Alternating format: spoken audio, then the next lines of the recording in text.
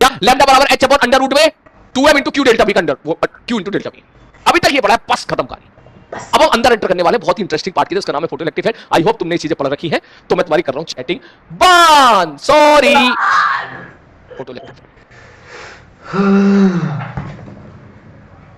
Photoelectric effect क्या होगा इसमें?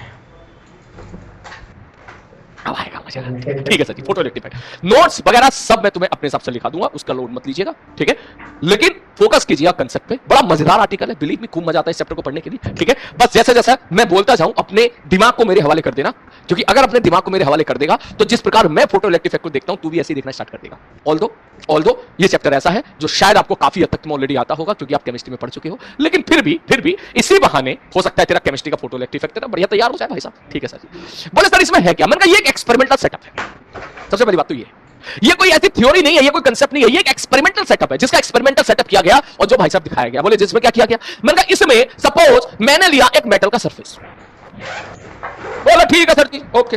हमने इसके ऊपर गिराए फोटोन फोटोन फोटोन फोटोन, ठीक है भाई साहब, लाइट गिराई इसके ऊपर, फोटोन गिराए। ठीक है भाई साहब, ओके। जब हमने इसके ऊपर फोटोन गिराए तो सर जी फोटोन आए। मैंने कहा बिल्कुल आए। बोले अपने साथ एनर्जी लाए? बोले बिल्कुल लाए। और फिर ये मटेरियल से टकराए? बोले बिल्कुल टकराए। बोले अगर ये एनर्जी सपोज मैं ऐसा बोल दूं कि मटेरियल के अंदर जो इलेक्ट्रॉन है, फ्री इलेक्ट्रॉन है, अगर ये एनर्जी सपोज उनको मिल गई, सपोज, याद रखना फोटोइलेक्ट्रिक इफेक्ट में एक टर्म बहुत इस्तेमाल होगा जिसका नाम हो सकता है। हो सकता है, मैं तो बोलूंगा जुबान पे हमेशा बोलते जाना, हो सकता है, ठीक। अगर तू ये वर्ड बोलेगा तो मस्त मिलाएगी फोटोइलेक्ट्रिक इफेक्ट। बोला ठीक है सर जी। बोले सर फोटोन गिराए हमने, यहाँ पे फोटोन आए, इसके ऊपर बेसिकली यहाँ पर रेडिएशन गिराई या लाइट गिराई या बहुत सारे फोटोन आए और मटेरियल के ऊपर टकराए, तो इसका मतलब कहानी कैसी चल रही है? सर फोटोन आए, अपने साथ एनर्जी लाए, क्योंकि अगर उसका वेवलेंथ लैम्डा है तो उसकी एनर्जी hc लैम्डा हो जाएगी। मतलब बिल्कुल सही बात है, अपने साथ एनर्जी लाए, इसका मतलब बहुत सारी एनर्जी आप इसके ऊपर गिरा रहे हो और फिर ये टकराए, बड़ा मजा आए। फिर बोले सर फिर हुआ ये, अब ये जो अपने साथ एनर्जी लेके आए हैं, अगर सपोज इनका प्रॉपर इंटरेक्शन हो गया इलेक्ट्रॉन के साथ, जो कि हो सकता है, गारंटी नहीं है, गारंटी नहीं है, इन फोटोन का मान ले प्रॉपर इंटरेक्शन हो गया, किसके साथ? इलेक्ट्रॉन के साथ। पहला हो सकता है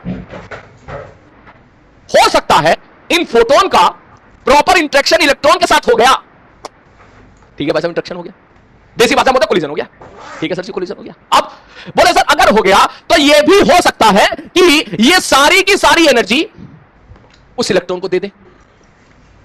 हां सर, ये भी हो सकता है। ऐसा भी हो सकता है कि ये गए, इलेक्ट्रॉन वहां मिला ही ना, मे भी हो सकता है, समझ गया होगा, समझ आ रही है? तो proper interaction is not guaranteed, मे भी हो सकता है। और उसके बाद यहां प्रोटॉन ने अपनी सारी की सारी एनर्जी दे दी, किसको? इलेक्ट्रॉन को। नॉट गारंटेड, हो सकता है कि प्रोटॉन ने अपनी एनर्जी इलेक्ट्रॉन को दे दी। अब अगर प्रोटॉन ने अपनी एनर्जी इलेक्ट्रॉन को दे दी, इलेक्ट्रॉन हो गए खुश, ये इलेक्ट्रॉन मिल गई, इसका मतलब मान के चल, मैं तुझे ऐसे बोलूं सपोज यहां पर कोई इलेक्ट्रॉन है, उसे एनर्जी मिल गई। अगर ये एनर्जी उसकी आयोनाइजेशन एनर्जी से ज्यादा हुई, तब तो ये बाहर निकलने के बारे में सोचेगा। Chemistry ionization energy बढ़ गया, energy required to remove the electron from the outermost shell, या ionization energy of an electron is called the energy required to remove the electron from that particular shell। किसी particular orbit में electron घूम रहा है और तुम कहना चाह रहे हो किसी पर्टिकुलर ऑर्बिट से निकालना, तो भाई साहब समझ गया होगा मैं क्या कहना चाह रहा हूं। तो अगर सपोज फोटोन की एनर्जी उतनी हुई तो इलेक्ट्रॉन बाहर निकलने के बारे में सोचेगा, कहेगा नहीं मैं आ रहा हूं, सोचेगा। तू ऐसे समझ, कन्याओं बुरा मत मानना, पहले मैंने बोला है इलेक्ट्रॉन का मतलब छोरी, ठीक है ना, इलेक्ट्रॉन का मतलब छोरी, ठीक है, बुरा मत मानना, मैं सारी हंसी मजाक के लिए बोल रहा हूं मैं, ठीक है, ठीक है। तो इसका बहुत भाव है भाई साहब, इसका बहुत ज्यादा भाव है।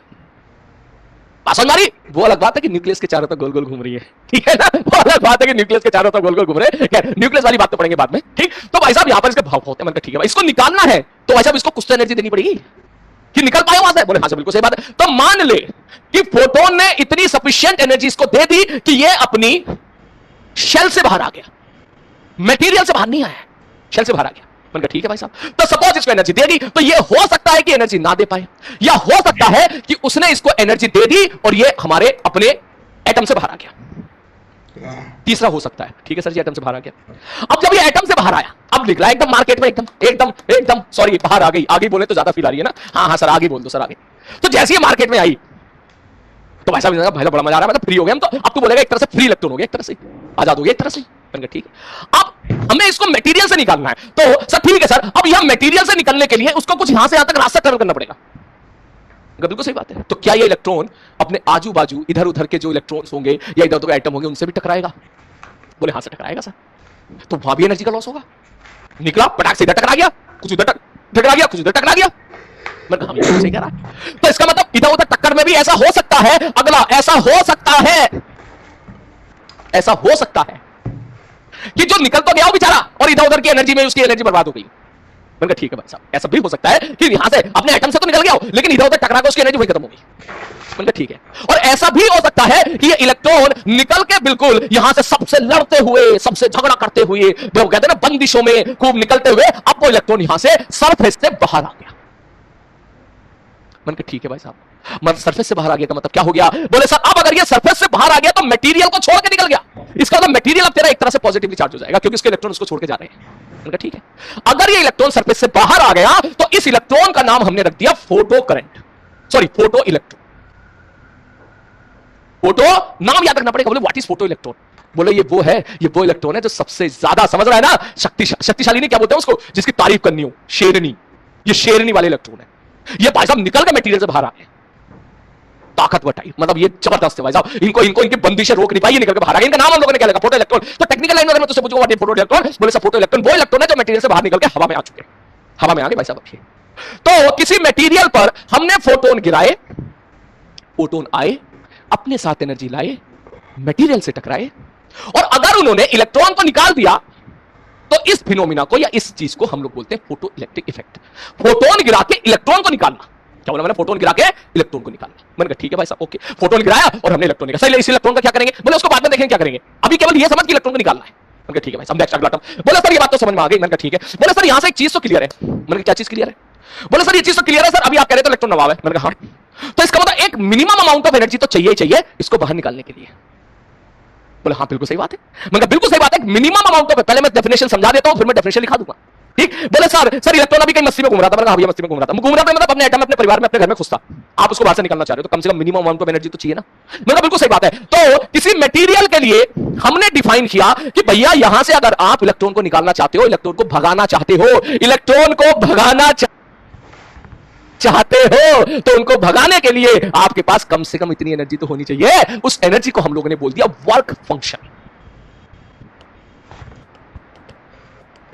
वर्क फंक्शन होता है ना। हाँ, सबसे पहले पूछती है क्या है तुम्हारे पास। यार अब तो वक्त बदल रहा है, ठीक है। अब तो लड़का हो सकता है कि भगवान करे ऐसा टाइम भी है 10-15 साल के बाद कि लड़का बोले हाँ मैं राजी तब होऊंगा, बताओ, ठीक है। समझ गया ना मैं क्या कहना चाह रहा हूँ? हाँ बिल्कुल ठीक है। तो जैसे पुराने जमाने में ऐसा होती थी, चल ठीक है लड़की नहीं पूछी, लड़के के पापा जी पूछते थे हाँ बेटा कितना कमा लेते हो? क्या जी इतना कमा लेते हैं? बोले नहीं हमको मिनिमम इतना तो चाहिए, उसके बाद हम सोचेंगे कि शादी आपके साथ करें या ना करें। सीधी सी बात है, ठीक। तो सीधी सी बात है कि वर्क फंक्शन मतलब minimum amount of energy required by the photon, कि कम से कम मेरे भैया इतनी एनर्जी तो लेके आओ। फोटोन के पास कम से कम इतनी एनर्जी तो होनी चाहिए। अगर इतनी होगी तो इलेक्ट्रॉन निकलने के बारे में सोचेगा। हो सकता है वो निकल जाए और हो सकता है वो रिजेक्ट कर दे, नहीं चाहिए, समझ मारी। और हो सकता है वो निकल गई हो और रास्ते में आपस में लड़के फिर वापस, मतलब रास्ते में आपस में लड़के फिर रह गई हो, बाहर नहीं निकल पाई। बाहर नहीं निकल पाई तो फोटो इलेक्ट्रॉन नहीं बोलेंगे। तो वर्क फंक्शन ने डिफाइन किया किसी मटेरियल के लिए कि भाई साहब यहां से अगर आप सपोज इलेक्ट्रॉन को निकालना चाहते हो, फोटो इलेक्ट्रॉन को निकालना चाहते हो, तो मिनिमम इतनी एनर्जी होनी चाहिए। किसके पास? फोटोन के पास। कि भाई साहब ऐसे समझ ले, सीधा पूछा भाई इतनी एनर्जी लाएगा तो सोचना, सपोज किसी मटेरियल का वर्क फंक्शन में कह दूं कि 2 EV है, अब तू फिर कहेगा ईवी का मतलब क्या है? एनर्जी, ठीक। तो इसका मतलब जो फोटोन है, फोटोन, उनकी एनर्जी जो है अगर 2 EV से कम रही तो इसका मतलब यह गारंटीड है कि सर फोटो इलेक्ट्रिक इफेक्ट नहीं होने वाला। अगर आप चाहते हो कि भाई साहब वहां पर फोटो इलेक्ट्रिक इफेक्ट हो, इसका मतलब सीधी सी बात है जो इलेक्ट्रॉन आके इस पे टकराए हैं, जो फोटोन आके इस पे टकराए, कम से कम उनके पास इतनी एनर्जी तो होनी चाहिए, वर्क फंक्शन के बराबर तो होनी चाहिए। अगर वर्क फंक्शन के बराबर होगी या इससे ज्यादा होगी तो हो सकता है कि फोटो इलेक्ट्रिक इफेक्ट हो। गारंटी तो साला वहां भी नहीं है। कभी कभी होता है तेरे पास कितने रुपए हो ना होती सेटिंग भैया, ठीक है, हो सकता है हो जाए, हो सकता है ना हो, ठीक। लेकिन इस बात की पूरी गारंटी है कि फोटोन के पास अगर एनर्जी 2 EV से कम है तो गारंटीड है कि भाई साहब फोटो इलेक्ट्रिक इफेक्ट नहीं होने वाला, क्योंकि प्राइमरी कंडीशन ही सेटिस्फाई नहीं हो पा रही है। तो ऐसे फोटोनों को हम लोग बोलेंगे नल्ला फोटोन। नल्ला है, किसी काम की नहीं है। हमारी बात, ये फोटोन कैसे बोलेगा? नल्ला बोला। अब मैं, ये हमारी डेफिनेशन है, मैं कहूंगा तो नल्ला फोटोन क्या होता है? सर जी नल्ला फोटोन वो फोटोन है जिसके पास सब है ही ना उसके अंदर दम, बिल्कुल भी भगाने का दम ही नहीं है इनके अंदर, ठीक है, बस घर से बाहर निकालना है और फिर भगा के लेके जाना है। इनके अंदर कमी नहीं है, इनकी एनर्जी इतनी कम है इसको बोलते हैं नल्ला फोटोन। ठीक है भाई, इसका अंदर नल्ला फोटोन वो फोटोन होंगे जिनकी एनर्जी वर्क फंक्शन से कम होगी। वर्क फंक्शन हम लोग 5 से रिप्रेजेंट कर देते हैं। मैंने कहा ठीक है, सारे नोट्स दिखा दूंगा बढ़िया तरीके से, बस तू समझ एकदम।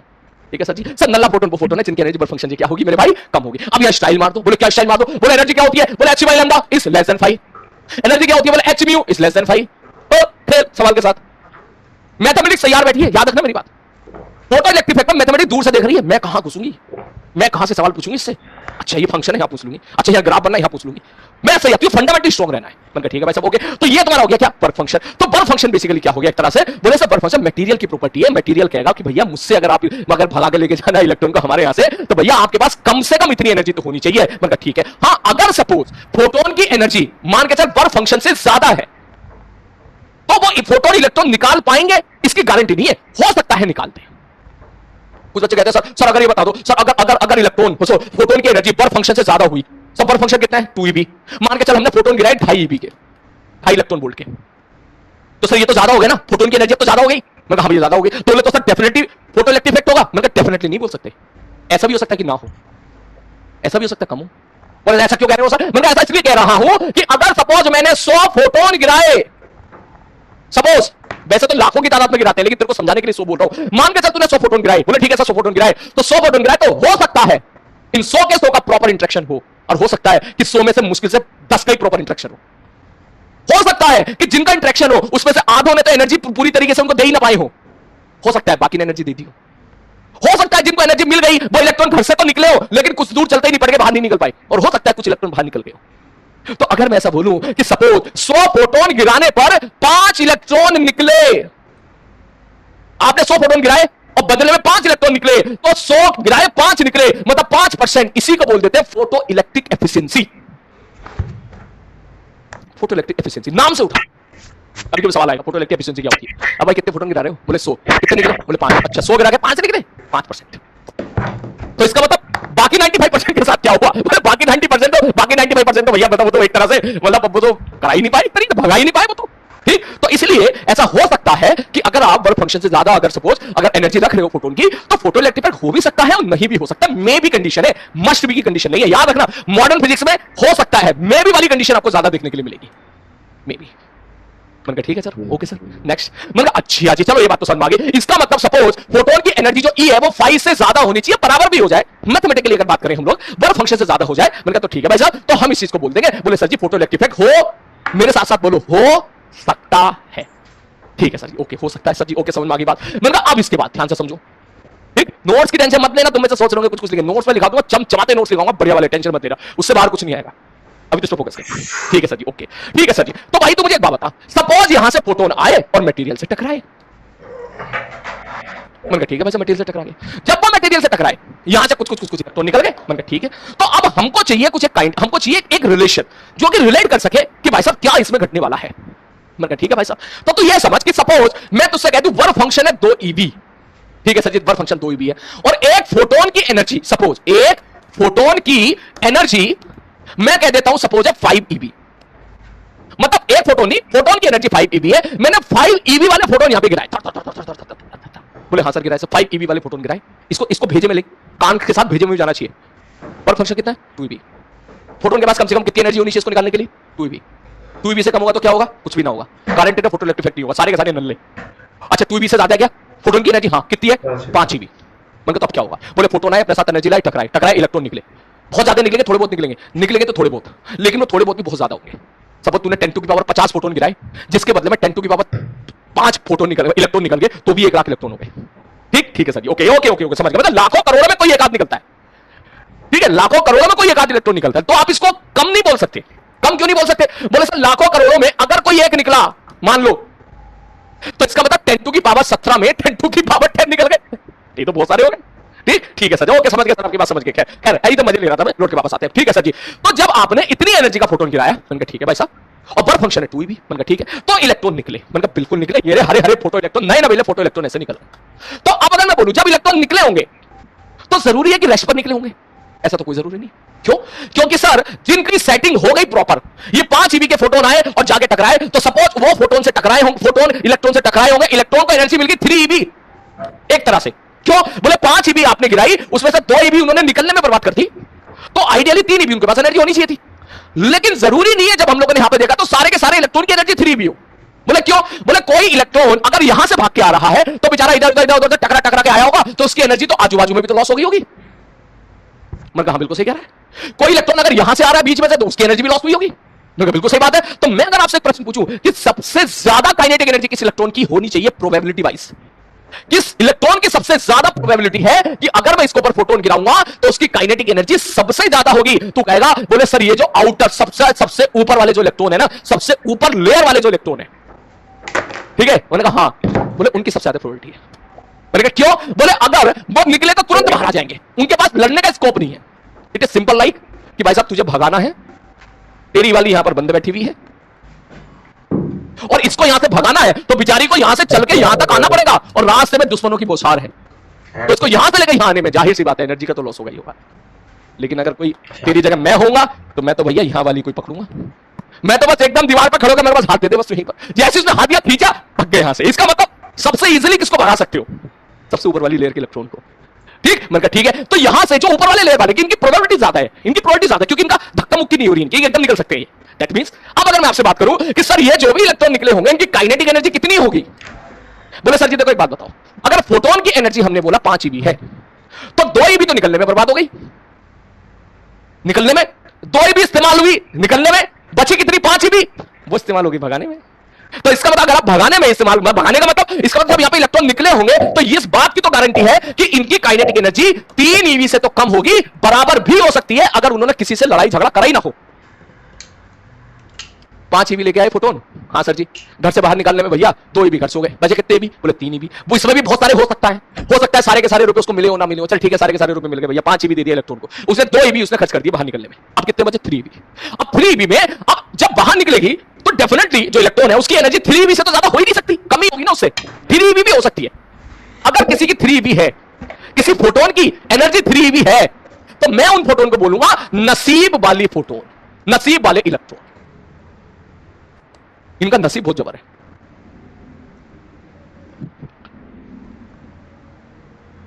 समझ गया ना? ठीक है सर ये नसीब वाले इलेक्ट्रॉन है। बोले क्यों? बोले ये इतने नसीब वाले हैं कि इनको फोटोन से जितनी एनर्जी मिली वो फंक्शन कम करते ही बाकी सारी की सारी एनर्जी इनकी काइनेटिक एनर्जी भी इनको मिल गई, मतलब आपस में कोई लड़ने झगड़ने वाला इनसे मिला ही नहीं। तो अगर मैं आपसे पूछूं कि what should be the kinetic energy of photon, तो तू कहेगा वेरिएबल है, अलग अलग बंदे की काइनेटिक एनर्जी अलग अलग होगी।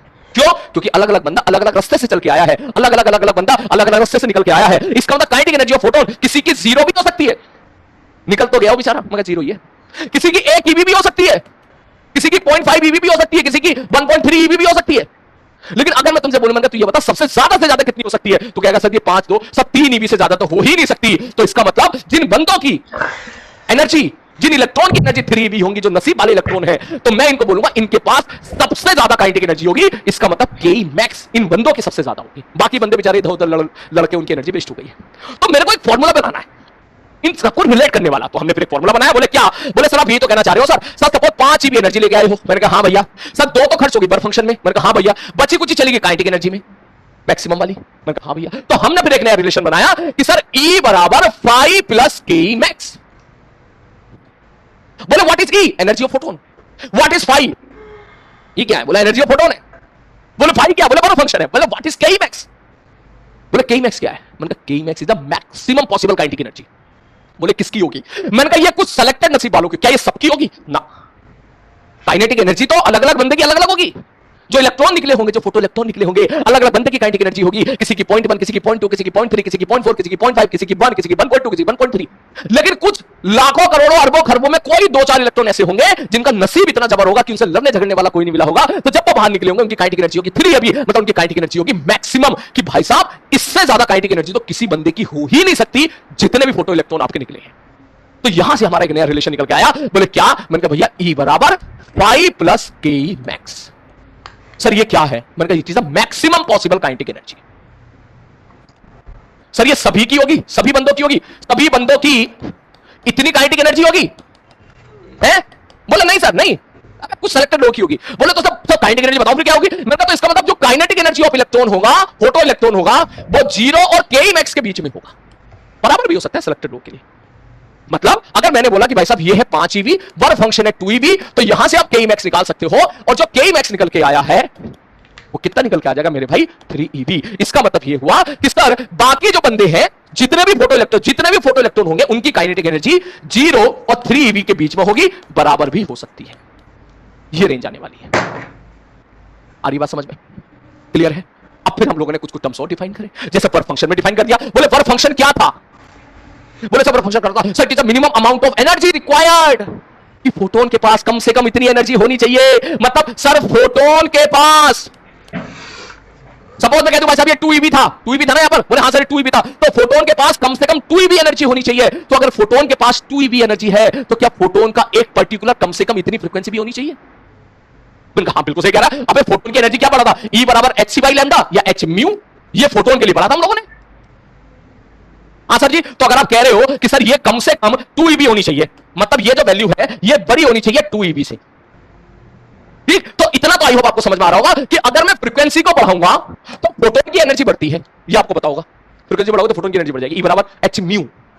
ठीक है सर जी, ओके। तो अगर आप मिनिमम एनर्जी चाहते हो भाई साहब, जो हमारे फोटोन है ना, नल्ले नहीं होने चाहिए भाई साहब, ठीक है? तो नल्ले फोटोन नहीं होने चाहिए भाई साहब, बिल्कुल सही बात है। तो इसका मतलब वो जो फोटोन है उनके पास कम से कम इतनी एनर्जी होनी चाहिए, तो उसके करस्पॉन्डिंग उनके पास कम से कम एक फ्रीक्वेंसी भी तो होनी चाहिए। एक पर्टिकुलर फ्रीक्वेंसी से अगर कम रह गए तो नल्ले हो जाएंगे। उस कम से कम फ्रीक्वेंसी को हम लोग यहां पर बोल देते हैं थ्रेशोल्ड फ्रीक्वेंसी। भाई साहब इससे कम नहीं होनी चाहिए, इससे कम नहीं होनी चाहिए। बोला अच्छा अच्छा समझ गया सर, इससे कम नहीं होनी चाहिए। मैंने कहा इससे कम एनर्जी अगर हुई फोटोन की तो वो नल्ले हो जाएंगे, क्योंकि हमने पढ़ा था E बराबर h म्यू। इसका मतलब इससे कम अगर फ्रीक्वेंसी हुई तो वो नल्ले हो जाएंगे। तो फ्रीक्वेंसी से कम नहीं होनी चाहिए, इस कॉल्ड थ्रेशोल्ड फ्रीक्वेंसी। उसी प्रकार से कह रहा फ्रीक्वेंसी के साथ क्यों खेल लो, लैम्डा के साथ खेलो भाई। मैंने कहा लैम्डा के साथ खेल ले। लैम्डा के साथ हमें पता है कि लैम्डा बढ़ाने पर E घटता है, फोटोन का लैम्डा बढ़ाओगे E घटेगा। मैंने कहा ठीक है। तो इसका मतलब, बोले सर लैम्डा का मतलब ये हो गया कि सर लैम्डा बढ़ाओगे तो E कम होता चला जाएगा, तो हमको E कम नहीं करना है, हमको 2 से ज्यादा ही रखना है। तो वो लैम्डा, फोटोन की वो वेवलेंथ जिस पर फोटोन की एनर्जी वर्क फंक्शन के बराबर है, 2 EV के बराबर है इस पर्टिकुलर केस में। भैया वो लैम्डा कौन सा? अगर मैं तुझसे कहूं ना ये बता, मुझे बता दे एनर्जी कितनी होगी, तो कहेगा सर 12,440 बटे लैम्डा। सर ये होती है फोटोन की इतना EV।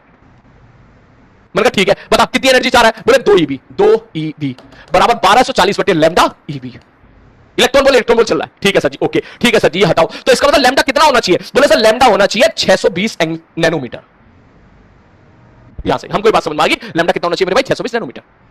ठीक। अगर एक सवाल मैं तुझसे पूछता, मैं कहता भैया लैम्डा बराबर 620 है सपोज नैनोमीटर, तो बताओ इसकी एनर्जी कितनी होगी? या तो तू hc/λ में वैल्यू पुट कर और जूल में निकाल। और अगर मैं EV खेलना चाहता हूं तो तू ये नहीं बोल सकता सर 1240 बटे लैम्डा कर दो, 1240 बटे लैम्डा का मतलब कितना हो गया? मतलब भैया इसका मतलब हो गया सब 1240 बटे 620 बराबर निकल के आ जाएगा 2 EV। सीधा हमने लिख दिया एनर्जी डायरेक्ट EV में। मैंने कहा हाँ भाई साहब, तो इसका मतलब ये हुआ कि अगर फोटोन तो नल्ला नहीं बनने देना है, तो उसका मतलब अगर उसका लैम्डा बढ़ाएगा तो एनर्जी कम हो जाएगी। तो ज्यादा से ज्यादा लैम्डा कितना हो सकता है कि वो नल्ला ना बने? ज्यादा से ज्यादा कितना हो सकता है? तो कहेगा सर जी 620 तक ही रहने दो, क्योंकि 620 से ज्यादा अगर आपने कर दिया तो जो एनर्जी होगी वो 2 EV से कम हो जाएगी, और 2 EV से कम हो गई तो भाई साहब नल्ला बन गया, फोटो इलेक्ट्रिफाई करा ही नहीं पाएगा। तो ज्यादा से ज्यादा लैम्डा मैक्सिमम जिससे तुम्हारा फोटोन नल्ला ना बने, जिससे फोटो इलेक्ट्रिफाइड हो सके, ज्यादा से ज्यादा लैम्डा जिससे फोटोन की एनर्जी वर्क फंक्शन के बराबर तो हो जाए, उस लैम्डा को हम लोगों ने एक नया नाम दे दिया थ्रेशोल्ड वेवलेंथ। थ्रेशोल्ड फ्रीक्वेंसी समझ गया? Threshold wavelength, work function clear है, एनर्जी ऑफ फोटोन एंड के मैक्स। इन्हीं के साथ खेलना मैं चाहता हूं, तो इन्हीं के साथ मत खेल। बोले सर जी E बराबर क्या बना था? मैंने कहा 5 प्लस के मैक्स। तीनों में सारा फंडामेंटली बिल्कुल स्ट्रांग होना चाहिए, हर चीज पता होना चाहिए। बोले what is E? Energy of photon. बोले E के बारे में क्या क्या जानते हो? बोले क्या क्या जानना चाहते हो ये बताओ। हमने पढ़ा था hc/λ, हमने पढ़ा था E बराबर h म्यू। और बताओ सर, और बताओ क्या जानते हो? 1240 बटे लैम्डा किसमें होता है? ये नैनोमीटर में। और बताओ? बोले 12400 बटे लैम्डा ये किसमें होता है? एंगस्ट्रॉम में। फाई क्या है? बोले वर्क फंक्शन। फाई क्या है? बोले वर्क फंक्शन। अच्छा, तो क्या मैं ऐसा बोल दूं वर्क फंक्शन को? बोले सर इतनी एनर्जी फोटोन के पास होनी चाहिए। जो फोटोन के पास इतनी एनर्जी है तो उसका मतलब उसके पास इतनी फ्रीक्वेंसी होनी चाहिए। जिस फोटोन के पास कम से कम इतनी एनर्जी है, इससे ज्यादा हो तो वो नल्ला नहीं है, फोटो इलेक्ट्रिफाइड करवा सकता है, तो उसके पास इतनी फ्रीक्वेंसी होनी चाहिए। मैंने कहा बिल्कुल, इसी फ्रीक्वेंसी को म्यू नॉट बोल दिया, और म्यू नॉट बराबर निकल के आ गया 5/h। इसको हमने बोल दिया थ्रेशोल्ड फ्रीक्वेंसी। बोले फ्रीक्वेंसी क्यों, लैम्डा क्यों नहीं? मैंने कहा लैम्डा के साथ खेल ले। बोले सर इतनी एनर्जी जिस फोटोन के पास होगी उसका वेवलेंथ इतना होना चाहिए, लैम्डा नॉट। मैंने कहा ठीक है, इसी को 2 EV कह रहा हूं। तो इसका मतलब लैम्डा नॉट बराबर क्या हो गया? बोले लैम्डा नॉट बराबर हो गया hc/5। इसको हमने बोल दिया थ्रेशोल्ड वेवलेंथ। सोना सोना मतलब बोले मतलब फॉर्मूले तैयार बैठे हैं। बोले फाई की जगह एच म्यू नॉट भी लिख सकते हो और H C by lambda naught भी लिख सकते हो। अब इसके बाद मैथ तैयार बैठी है, मैथ्स कहेगी मैं तैयार बैठी हूं, मैं भर के सवाल पूछूंगी ग्राफ के, मैंने पूछ लो। बोले क्या? बोले सर जी रिलेशन नंबर 1 ई बराबर 5 प्लस के ई मैक्स, कोई दिक्कत नहीं सर। ई की जगह मैंने पुट कर दिया एच म्यू बराबर 5 प्लस के ई मैक्स, कोई दिक्कत नहीं सर। ई की जगह मैंने पुट कर दिया एच बाई लैम्डा बराबर 5 प्लस के ई मैक्स, कोई दिक्कत नहीं सर। ई की जगह मैंने वैल्यू पुट कर दिया एच म्यू, इसकी जगह वैल्यू पुट कर दिया H mu naught plus 5 plus K E max, कोई दिक्कत नहीं सर। ये ले इसको ई रख दे। ई बराबर निकल कर आ जाएगा H C by lambda naught plus K E max, कोई दिक्कत नहीं सर। सर ई की जगह मैंने इस बार एच म्यू बराबर पुट कर दिया H mu naught plus K E max, कोई तकलीफ नो सर। फिर मैं उसी प्रकार लिख सकता हूं एच सी बाई लैम्डा बराबर H C by lambda naught plus K E max, कोई दिक्कत ओके नहीं सर। रटना नहीं है, खेलना है सवालों के साथ। ग्राफ एक भी नहीं रटेगा तू, जहां रटने की बारी आएगी बता दूंगा। इसमें मैथमेटिकल ग्राफ बन जाते हैं। खेल देता भाई मैं कुछ और रख दिया, कुछ और रख दिया। तो अब तू सोच तू क्या क्या खेल सकता है। तू बोल सकता है सर देखो अब यहां से डील देख, सर ये बताओ मेरे हाथ में क्या क्या है। मैंने कहा तेरे हाथ में क्या क्या, तू खुद बता, तू एक्सपेरिमेंट कर रहा है, तू लैब में बैठ जा थोड़ी देर के लिए, तेरे हाथ में क्या क्या हो सकता है बता। बोले सर मेरे हाथ में फोटोन हो सकते हैं जो फोटोन ने गिराए। मैंने कहा ठीक है, मान ले तूने उन फोटोन की फ्रीक्वेंसी बढ़ा दी, रटना नहीं है एक भी। अच्छी फोटोन की फ्रीक्वेंसी बढ़ा दी। मैंने कहा हाँ। तो बोला अगर फोटोन की फ्रीक्वेंसी बढ़ा दी तो क्या एक फोटोन की एनर्जी बढ़ा दी? हाँ सर एक फोटोन की एनर्जी बढ़ा दी, तो सारे फोटोन की एनर्जी बढ़ा दी। मतलब पहले फोटोन कम एनर्जी के साथ आ रहे, ज्यादा एनर्जी के साथ आ रहे थे। मैंने बिल्कुल सही बात है। तो अगर उनकी एनर्जी बढ़ गई तो इसका मतलब के मैक्स क्या हो जाएगा? बोले वो बढ़ जाएगा, जाहिर सी बात है, maximum kinetic energy will increase. बिल्कुल सही बात है। अगर मैं इस सवाल में अगर मैं ऐसा बोलूं मैंने 5 ईवी का फोटोन गिराया तो के मैक्स 3 ईवी आई, और अगर मैं सपोज इसके पास 8 ईवी का फोटोन गिराता तो के मैक्स कितनी आती? 6 ईवी आ जाती, के मैक्स बढ़ जाता। मैंने बिल्कुल सही बात है। उसी प्रकार लैम्डा के साथ खेल ले। बोले लैम्डा के साथ खेलने का मतलब? बोले लैम्डा के साथ खेलने का वो कह देगा भैया मैंने लैम्डा को कम कर दिया, अब बताओ क्या होगा। मैं लैम्डा कम कर रहा है, बोले हाँ लैम्डा कम कर रहा है तो एनर्जी बढ़ा रहा है। मैंने हाँ भैया बिल्कुल बात है, अगर एनर्जी बढ़ा रहा है तो के मैक्स बढ़ जाएगी। मैंने बिल्कुल ग्राफ में खेल देगा। बोले ग्राफ में क्या कहेगा? बोले सर आप तो मुझे मैथमेटिकली मुझे तो ये बताओ के मैक्स वर्सेस 1 अपॉन लैम्डा का ग्राफ प्लॉट करके बताओ। सलीम सर से पढ़े हैं, रटेंगे तो बहुत कम से कम चीजें। अब क्या करना है? मैंने कहा क्या करना है, क्या तुरंत रिलेशन निकाल फटाक से, मैथमेटिक्स तेरी बहुत अच्छी है, इसको हटा। वो क्या कहना जानना चाह रहा है? के मैक्स 1 अपॉन लैम्डा। मैंने कहा हाँ, सीधा लिख ई बराबर 5 प्लस के मैक्स। क्या ये तेरे को मालूम है क्या? बोले हाँ सर मालूम है। तो इसका मतलब एनर्जी क्या लिखेगा? बोले H C by lambda, H C by lambda बराबर 5 प्लस के मैक्स। इसका मतलब अब चेक करके देख, ये कौन है? बाई, तो ये तो हो गया तेरा बाई। 5 को इधर लेके चला जा, हो गया काम, तेरा सवाल तेरा सॉल्व हो गया। तो सीधा बोलेगा सर के मैक्स बराबर निकल के आ जाएगा H C by lambda minus 5 by बराबर M X minus C, straight line 20 second maximum. अब मैं कहूंगा अच्छा स्ट्रेट लाइन है। बोले स्ट्रेट लाइन है तो भैया हमको बताओ जरा स्ट्रेट लाइन का स्लोप क्या होगा। सर ये तो ऐसी स्ट्रेट लाइन है जिसका बाई एक्स बराबर 0 पर बाई क्या है? माइनस सी। इसका मतलब ये एक नेगेटिव इंटरसेप्ट वाली स्ट्रेट लाइन हो जाएगी। खत्म सवाल। क्या कहा? नहीं हमको तो ये बताओ सर इसका tan थीटा कितना होगा। सर tan थीटा बताओ, tan थीटा। मैंने कहा tan थीटा इसका स्लोप हो जाएगा। स्लोप कितना होगा मेरे को सच में याद नहीं है, बिलीव मी मेरे को याद नहीं है। अब मैं चाहूंगा तू भी याद मत करना, सीधा देख ले tan थीटा क्या आ रहा है? एच बाई लैम्डा, नहीं एच सी बराबर लैम्डा ना, एच सी tan थीटा आ गया। ओ भाई ये tan थीटा तो देखिए एच सी आ गया, एच से कांस्टेंट, सी से कांस्टेंट। इसका मतलब मटेरियल पे डिपेंड ही नहीं कर रहा भाई। इसका मतलब सपोज एक कॉपर का मटेरियल ले ले, एक आयरन का कोई सा मटेरियल ले ले, ये ग्राफ का स्लोप तो सेम ही आने वाला है। क्यों? tan theta is H C. खेल सवाल के साथ, tan theta is H C. साफ साफ दिख रहा है, पर देख ले एच सी बाई लैम्डा है। उनका ठीक है, हो सकता है फ्रीक्वेंसी के साथ खेल दे। कहेगा नहीं हमें तो बताओ सर के मैक्स वर्सेस फ्रीक्वेंसी का ग्राफ बताओ। उनका लिख ले भैया के मैक्स वर्सेस फ्रीक्वेंसी का ग्राफ। कैसे लिखोगे? बोले सर के मैक्स वर्सेस फ्रीक्वेंसी ग्राफ खेलना चाह रहे हो तो मैं यहां लिख दूंगा ई बराबर एच म्यू, ई बराबर एच म्यू। सर ये फ्रीक्वेंसी किसकी है? सर ये तो बता दो। अरे फोटोन की फ्रीक्वेंसी है। अच्छा ठीक है सर जी, आप बताओ। मैंने कहा भाई बराबर एम एक्स प्लस सी। ये ले फिर से स्ट्रेट लाइन आ गया थीटा, ये थीटा 1 कहते, ये थीटा 2 कहते थोड़ी देर के लिए। स्लोप कितना आ गया इस बार स्लोप एच आ गया। तो tan थीटा बराबर एच। ये मतलब ये अलग अलग मटेरियल के लिए स्लोप सेम ही आने वाला है। इसका मतलब अगर मैं 2 अलग अलग मटेरियल पर एक्सपेरिमेंट करूं तो ग्राफ ऐसे ही बनेंगे। अच्छा सर ये लाइन आगे पीछे कैसे? मैंने कहा बिल्कुल हो सकती है भाई। तो एक बात बता सर ई बराबर अभी हम लोगों ने देखा था ई बराबर 5 प्लस के मैक्स। मैंने कहा हाँ बिल्कुल सही बात है। तो के मैक्स बराबर कितना हो गया? तो के मैक्स बराबर हो गया ई माइनस 5। मतलब बोले sir H C by lambda minus 5 बराबर के ई मैक्स। तो अगर मैं आपसे के E max versus 1 upon lambda का ग्राफ पूछ रहा हूं सपोज, तो आपने बड़े आराम से देखा y बराबर एम एक्स माइनस सी की ग्राफ आई, ऐसे ग्राफ बन गया। मैंने कहा ये भी तो बताइए कहां जाके टकरा रहा है। बोले सर ये भी ले लो सर, ये कौन सा मुश्किल काम है, ले आओ इसको सर, यहां जाके टकराएगा सर, ये बराबर ऐसे यहां जाके टकराएगा सर, ये ऐसे। तो जहां ये जाके टकराएगा अगर मैथमेटिकल पॉइंट में वो मानूं कि भाई ये बताइए मैथमेटिकल पॉइंट है कौन सा, तो कहेगा सर देखो सर यहां पर ना x की वैल्यू, x कोऑर्डिनेट की वैल्यू 0 है। अगर x कोऑर्डिनेट की वैल्यू 0 पुट कर दूंगा तो y की वैल्यू माइनस सी आ जाएगी। y की वैल्यू कितनी आ जाएगी भाई साहब? काइनेटिक एनर्जी -5 आ जाएगी। इसका मतलब -5 है। ये बल फंक्शन है। अगर मैंने अलग अलग मटेरियल ले लिया तो इसका मतलब अलग अलग मटेरियल का वर्क फंक्शन अलग अलग होगा। क्यों? अलग अलग मटेरियल के फोटो इलेक्ट्रॉन को निकालना अलग अलग एफर्ट लगेंगे उसमें। तो इसका मतलब सीधी बात है, तू कहेगा सर जी देखो इसका मतलब अलग अलग मटेरियल के वर्क फंक्शन कुछ ऐसे बनेंगे। मतलब सर अलग अलग मटेरियल जो है, जाहिर सी बात, उनका वर्क फंक्शन अगर अलग अलग है तो नीचे उनका बाई इंटरसेप्ट भी क्या होगा मेरे भाई? अलग अलग होगा। इस पे सवाल पूछ लिए जाते हैं, इस पे सवाल पूछ लिया जाता है। ये तीनों पैरेलल लाइन है। कह देगा भैया, बस केवल ये कहेगा, ये नहीं देगा नीचे का, तुझे ये सब नहीं देगा। वो कहेगा भैया इसमें बता किसका वर्क फंक्शन सबसे ज्यादा है। तो कहेगा अरे कोई बात नहीं सर, यहां तो देख लेंगे ना, यहां तो देख लो भाई सब क्या है, देख लो सर जिसका बाई इंटरसेप्ट सब बाई कोऑर्डिनेट प्लस की लाइन लिख के देख लो सर किसका वर्क फंक्शन ज्यादा है, खत्म कहानी। आ रही बात समझ में? क्लियर है? तो ऐसे जो है मतलब देख, believe me, photo electric effect में याद रखने के लिए बहुत ही कम चीजें।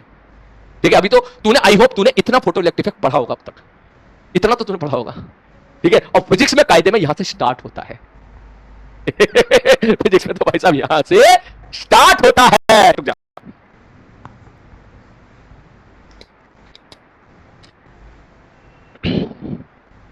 चैटिंग ऑन कर देता हूं तेरी। अब समझ में आ रहा है? इतना तो तूने पढ़ा होगा, जिन्होंने पढ़ा होगा मस्त समझ में आ गया होगा। लेकिन फिजिक्स में तो यहां से स्टार्ट होता है, यहां से शुरू होता है, इसके बाद शुरू होगा फोटो इलेक्ट्रिक इफेक्ट। तो ये सारी कहानी जो मैंने बताई है, आई होप तो समझ रहा होगा। इस पे सवाल छोटे छोटे बन जाएंगे, छोटे छोटे फॉर्मूला में सवाल बन जाएंगे कि सर जी देखो E बराबर 5 प्लस के मैक्स है। अब इस पे सवाल बन जाएंगे, बोले क्या, बोले 5 EB का फोटोन गिरा है तो बता दो के मैक्स कितना होगा, 10 EB का बता दो कितना होगा, E गिरा है तो के मैक्स दिया, सर एनर्जी डबल एनर्जी के फोटोन गिरा है तो अब के मैक्स कितना होगा। खूब सारे सवाल बनेंगे, 100 सवाल हम करेंगे कल की क्लास में, टेंशन मत ले, पहले समझ ले पूरी कहानी को। कहीं तो इसको खत्म कर दूं, फोटो इलेक्ट्रिक भी खत्म कर दूं सारा का सारा। ठीक है, आराम आराम से पढ़ेंगे, ठीक है, आराम आराम से पढ़ेंगे, ठीक है। आज के लिए अभी मैं इतना ही रख रहा हूं, ठीक है। आई होप आप समझ गए होंगे, फील भी आपका भी तो कह रहे फील हो भी, अबे फील तो आना भी शुरू हुई है बे, तेरे को क्या लग रहा था? बीच में भाई साहब मैं हंसता था कभी कभी तेरे ऊपर, जब तू कहता था ना, जब कभी मैं फोटो इलेक्ट्रिक की बात कर ली, फोटोन की थ्योरी की बात कर ली, ठीक है, बोहर्स मॉडल की बात कर ली, तो तू बड़ा खुश हो, कहता अरे सर को केमिस्ट्री आती है? मैं सोचता था मैंने यार ये कोई बात नहीं, बच्चे हैं, इनको जाने देते अभी, इनको अभी पता नहीं है कायदे में कहानी, ठीक है। तो मैं भी ऐसे रिएक्ट करता था जैसे मेरे को केमिस्ट्री तो आती नहीं है, थोड़ी बात पता है। समझ मारी बात, ठीक है। तो मैं आपसे मैं ये चाहूंगा तुम सबसे कि तुम बढ़िया तरीके से यहाँ पर फोटो इलेक्ट्रिक इफेक्ट कवर करना, बढ़िया तरीके से सारी कहानी समझना, कि तेरा केमिस्ट्री के भी सवाल बन जाए यहाँ से। Not only photo electric, Bohr's में भी ये होना चाहिए, बोहर्स मॉडल में भी ये होना चाहिए। आ रही बात समझ में? क्लियर है? चल आज की क्लास यहीं तक रहने देते हैं भाई साहब, ठीक है। हाँ, शायरी, चल एक शायरी याद तो आ रही है, देख तुम सबको पता है,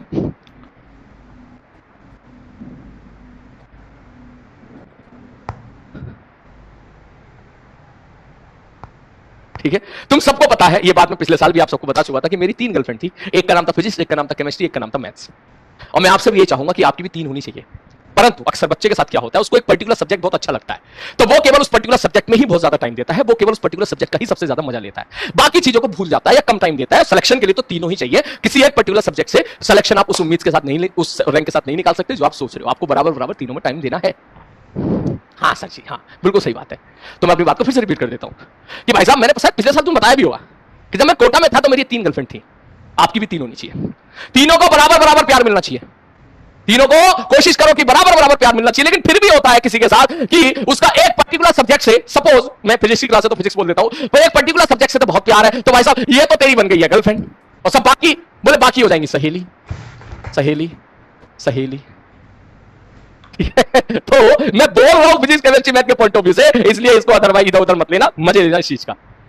समझ मारी बात? तो आज के चैप्टर से हमें यह समझ में आया कि भाई साहब इतने बढ़िया तरीके से इसको कवर कर लेना कि ये भी तेरा तैयार हो जाए जितना काम का है।